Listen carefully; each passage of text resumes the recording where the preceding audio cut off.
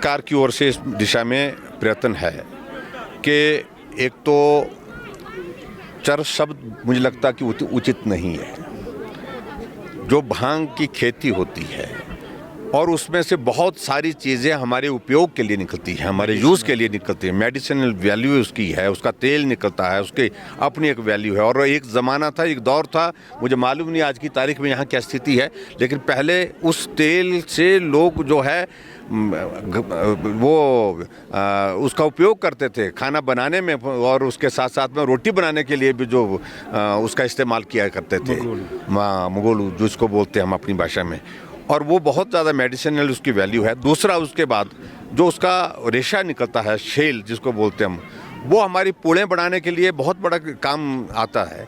तो इसलिए बहुत बहुत सारे उससे प्रोडक्ट बनते हैं। तो उनको बनाने की दृष्टि से हमने कहा है कि अगर चर्स के लिए अगर पाबंदी है, लेकिन पाबंदी से हट करके जो दूसरी उपयोग की चीज़ें हैं जिनका मैं जिक्र कर रहा हूँ, मेडिसिनल वैल्यूज है इसकी, और उसके अतिरिक्त उसके जो पुड़ें जिससे बनती हैं, उसके रेशे से बनती हैं, उनका उपयोग करने की स्थिति में हम रहें, इस बात को लेकर के हिमाचल प्रदेश सरकार भी गंभीरता से विचार कर रही है।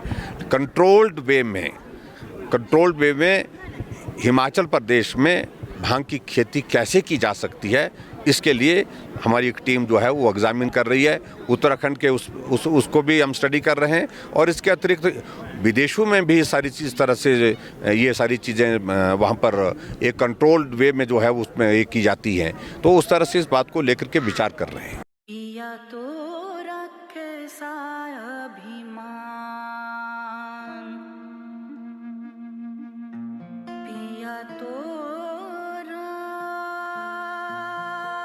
बीती यादों से नाता सहेजना सीखा, हाथ थाम कर जिनके चलना सीखा,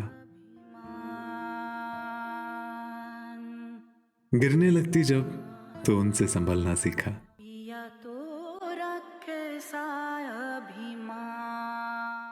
उनकी डांट से खुद को तराशना सीखा,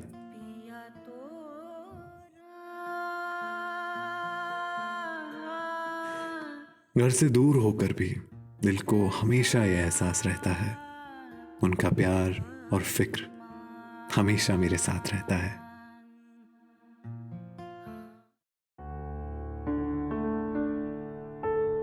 भूषण ज्वेलर्स, अनमोल रिश्तों के लिए।